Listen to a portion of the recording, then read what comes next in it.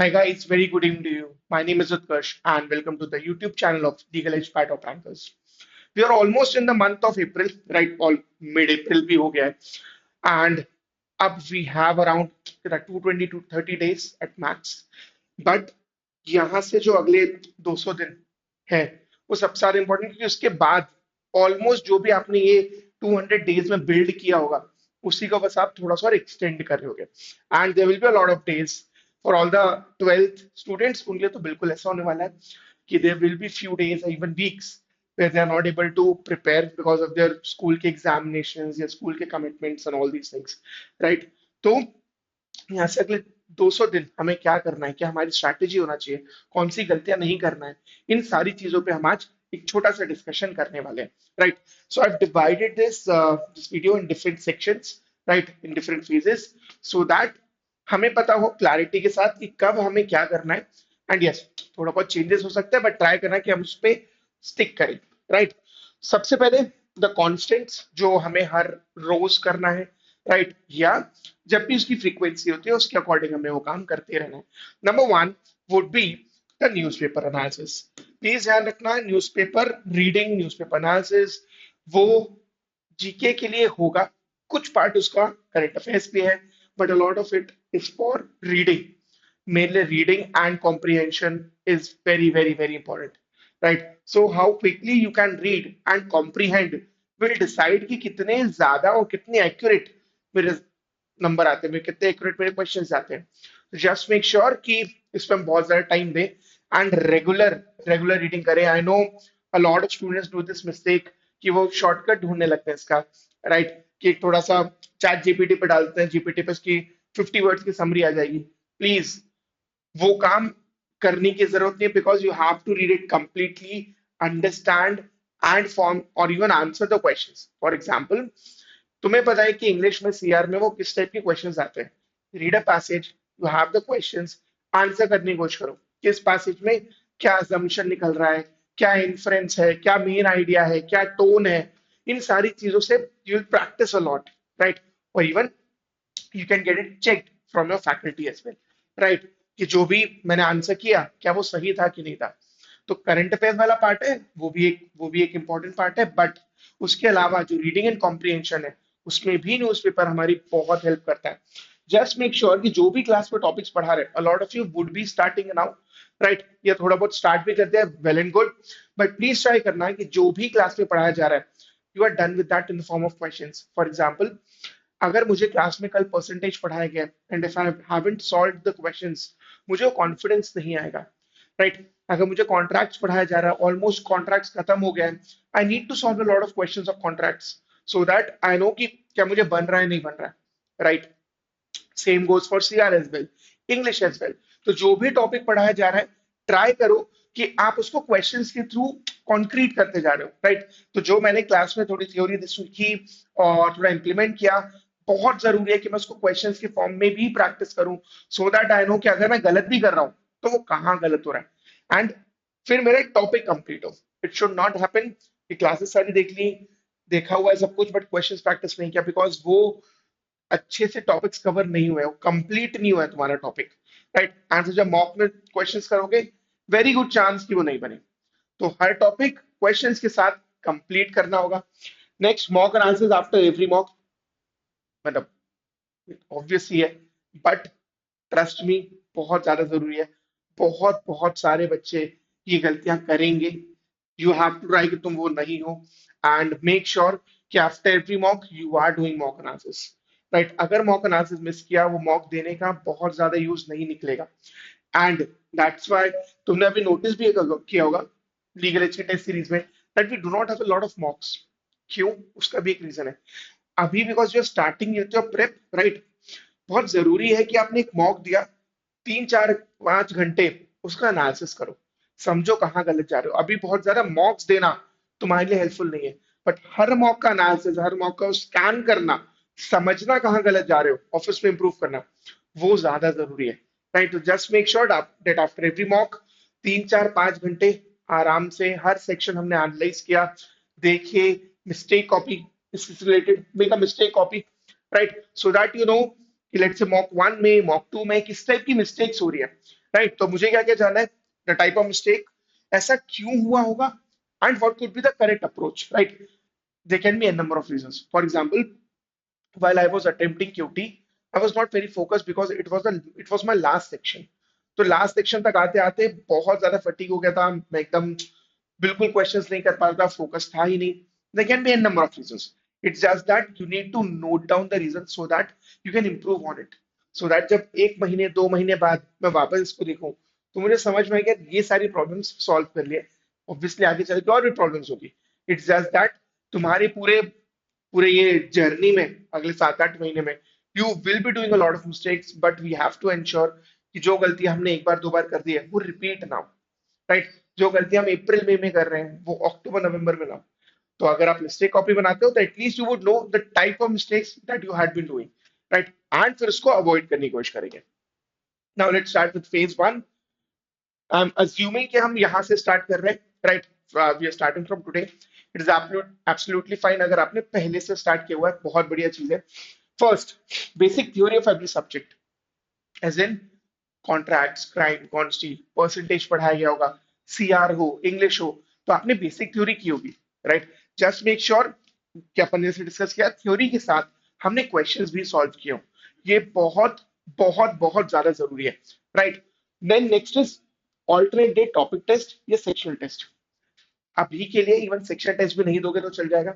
Just make sure कि जो भी पढ़ाया गया है, like we are discussing, percentage पढ़ा है, परसेंटेज के क्वेश्चन सॉल्व करो, राइट? मुझे वहां पे वो मेन आइडिया कैसे फाइंड आउट करते हैं वो पढ़ाया गया है, उसके क्वेश्चन सॉल्व करो, राइट? तो क्वेश्चन सॉल्विंग पे ज्यादा फोकस करो, टॉपिक टेस्ट पे ज्यादा फोकस करो. This should be your motto for the first 2 months even, right? जहां पे because you'll be doing a lot of topics initially, topic पढ़ा, उसके क्वेश्चन प्रैक्टिस किए, काम हो जाएगा. मे बी 2 महीने बाद वो सेक्शनल टेस्ट मॉक टेस्ट भी देंगे ऑब्वियसली, बट हाँ, टॉपिक टेस्ट से ही स्टार्ट करना है. Then for the first 2 weeks it is not necessary अगर आप मॉक दो. अगर शुरू के 2 हफ्ते मॉक नहीं भी दिया, it is absolutely fine. But mock की जगह मुझे क्या करना है, मुझे पीवाईपीज देखना है. ट्रस्ट मी, मैं जब भी ओरिएंटेशन लेता हूँ ये पार्ट हमेशा रहता है that you have to do the previous year papers. Because तुम्हें तुम्हें बहुत तुम्हारा प्रेप अलाइन हो जाएगा अगर तुमने पिछले 2-3 साल के पेपर्स देखे होंगे. यहाँ पे सिर्फ क्लैट लिखा है, बट क्लैट के साथ तुम एलिट भी दे सकते हो. बिकॉज अगर तुमने एलिट देना है तो उसका पीवाईपी देना बहुत जरूरी है. You will get to know किस टाइप के क्वेश्चंस आते हैं, राइट? ताकि जब तुम क्वेश्चन प्रैक्टिस करो, जब तुम क्लास में पढ़ो, तो तुम्हें पता रहेगा कि किस टाइप की चीजें मुझे देखना है, राइट? तो जस्ट मेक श्योर कि इस पे हमारा फोकस है. Solve daily questions, right? Complete class topics. Again, try to cover each topic with questions. इससे हमें ध्यान रखना है that you are solving daily questions. जब यहाँ पे daily questions बोलते हैं तो I do not mean कि रोज 50-60 questions करना है, बट जो भी पढ़ाया गया है उसको सॉल्व करना है. तो मेरा करंट अफेयर्स चल रहा है डेली बेसिस पे, मैं क्वेश्चन सॉल्व कर रहा हूँ जो भी पढ़ाया जा रहा है, राइट? इनिशियली पीवाईपीज भी करना है so that you get to know कि किस टाइप के क्वेश्चंस आ रहे हैं, ठीक है? And yes, start with diverse reading and daily newspaper. ये तो हमें करना ही है, राइट? कि डेली न्यूज़पेपर जो हमारे कांस्टेंट है, plus lot of diverse reading. Because when you will starting with your prep you will see कि हमें बहुत अलग अलग टाइप के, हमने स्कूल में इतना नहीं पढ़ा होगा, हमने स्कूल में इतने अलग जॉनरास के आर्टिकल्स नहीं पढ़े होंगे कि वो कहीं लिटरेचर आ रहा है, कहीं वो साइंस एंड टेक आ रहा है, कहीं इकोनॉमी आ रहा है.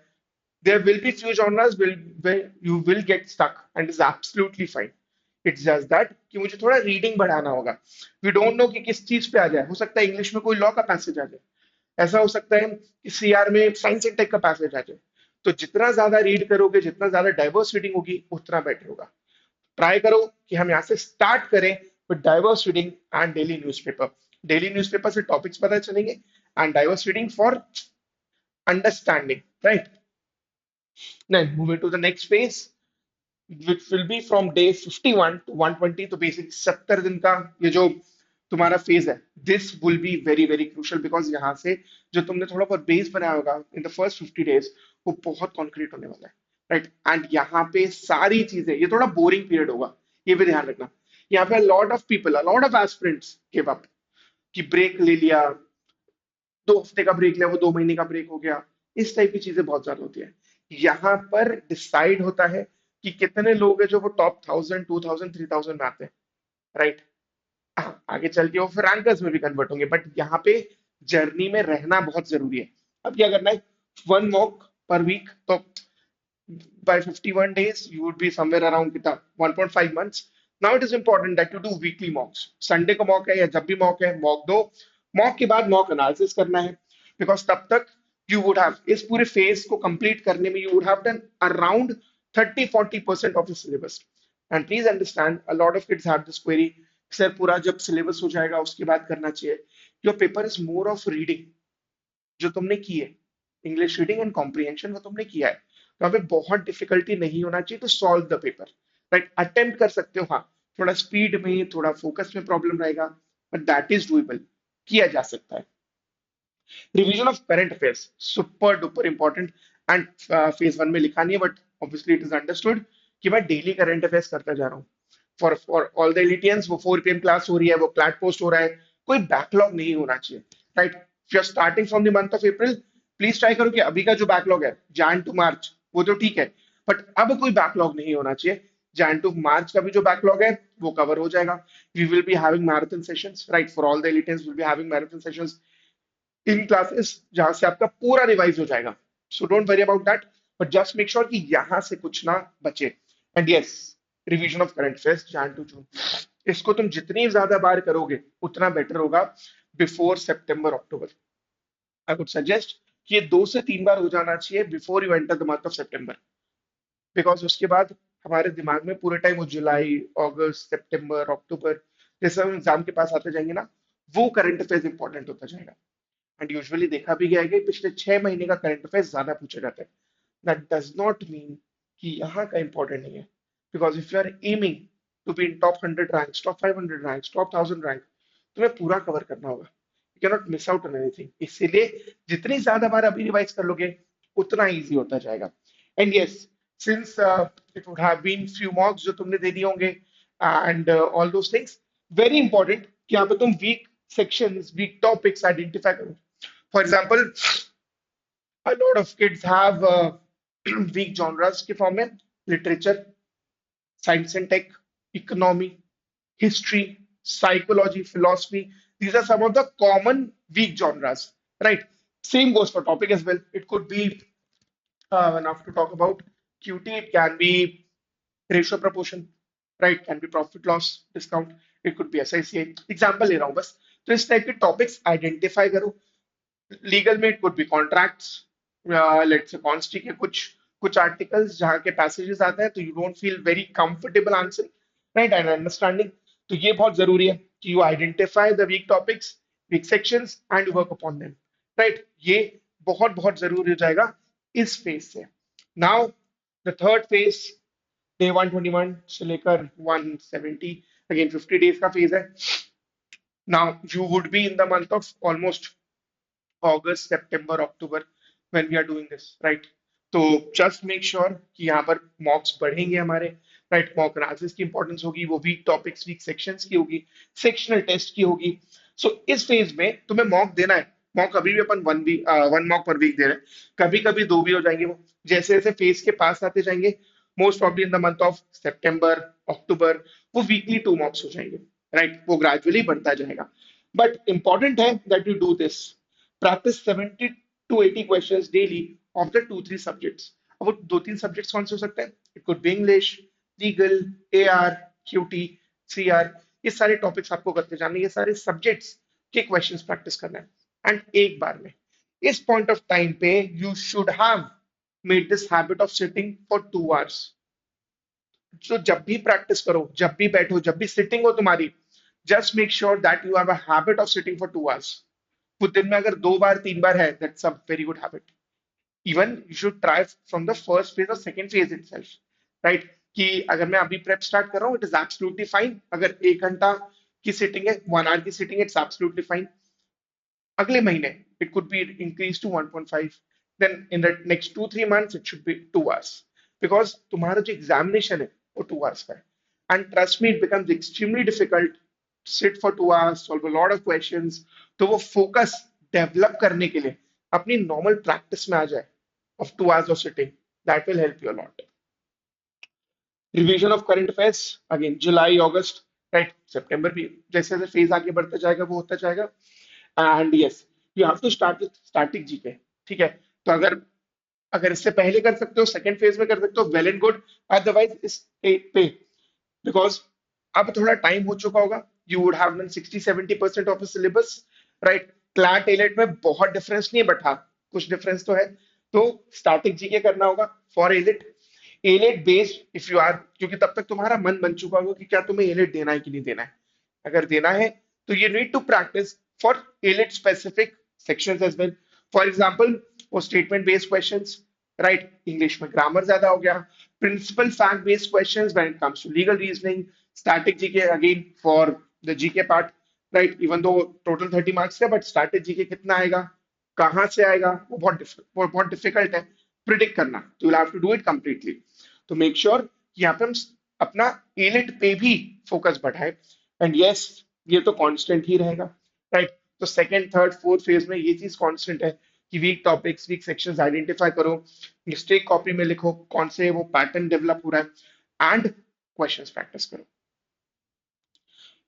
द लास्ट स्टेज, अच्छा इसके बाद जो एकदम लास्ट स्टेज होगा, लास्ट के 15-20 days, वहां पे you will be giving a lot of mocks, but at this stage is well you would have entered mid October, right. Mid October के बाद का फेज है ये। तो यहाँ पर तुम्हारे मॉक्स बढ़ेंगे, 2 मॉक अ वीक। प्लीज ध्यान रखना, this is a sincere request from my side, I have seen a lot of kids commit this mistake year on year, and that is taking daily mocks। आखिरी के 2-3 महीनों में बहुत सारे बच्चों की टेंडेंसी होती है, बिकॉज बहुत इजीली कंटेंट अवेलेबल है, बहुत इजीली आपको मॉक्स मिल सकते हैं। जस्ट मेक श्योर कि वो डेली मॉक्स नहीं दें, trust me it doesn't help, right. Daily mocks देने से कोई हेल्प नहीं होती है। हाँ, maybe in the last 2-3 weeks वो हफ्ते में 3 मॉक देना इज फाइन, बट क्या डेली मॉक्स देना है तब भी रिक्वायर्ड नहीं है, because you need to identify the weak areas. हमें स्पेसिफिक प्रैक्टिस करनी है, जनरिक प्रैक्टिस नहीं करनी है, राइट। उस पर फोकस करना है कि अगर मॉक एनालिसिस के बेसिस पे जो टॉपिक्स निकल रहे हैं वो भी प्रैक्टिस हो। मैं पूरे टाइम अगर मॉक के मोड में रहूंगा, that is going to be very difficult for you, right. Then again practicing questions. अब ये जो हम प्रैक्टिस कर रहे हैं ना, ये स्पेसिफिक प्रैक्टिस होगी, ये जनरल प्रैक्टिस नहीं होगी, राइट। जैसे यहाँ पर दिया भी है, हम यहाँ पे स्पेसिफिक टॉपिक प्रैक्टिस करने वाले हैं, जनरल नहीं। जनरिक प्रैक्टिस नहीं होगी कि लेट से मैंने एआर के क्वेश्चन सॉल्व कर लिए, हो सकता है एआर में मुझे सिर्फ ब्लड रिलेशन टाइप की पजल सॉल्व करनी हो, राइट। हो सकता है सीआर में मुझे वो सिर्फ 2-3 जॉनरास की रीडिंग करनी हो, 2-3 जॉनरास के पैसेजेस करने हो, राइट। इस पे ज्यादा फोकस करना, मॉक में वो ओवरऑल हो जाए। मॉक में क्या आएगा हमें नहीं पता, राइट। मॉक में ओवरऑल प्रैक्टिस होएगा, बट उसके एनालिसिस की बेसिस पर स्पेसिफिक प्रैक्टिस करो। Yes, there can be time जब हम जनरिक प्रैक्टिस भी कर रहे हैं, दैट कैन बी वीक में 1 दिन 2 दिन, बट बाकी टाइम जब समझ में आ रहा है कि कोई पर्टिकुलर टॉपिक्स में गड़बड़ चल रही है, तो फिर वहां पर हमें ज्यादा टाइम देना होगा। And yes, revision of current affairs September October November, right.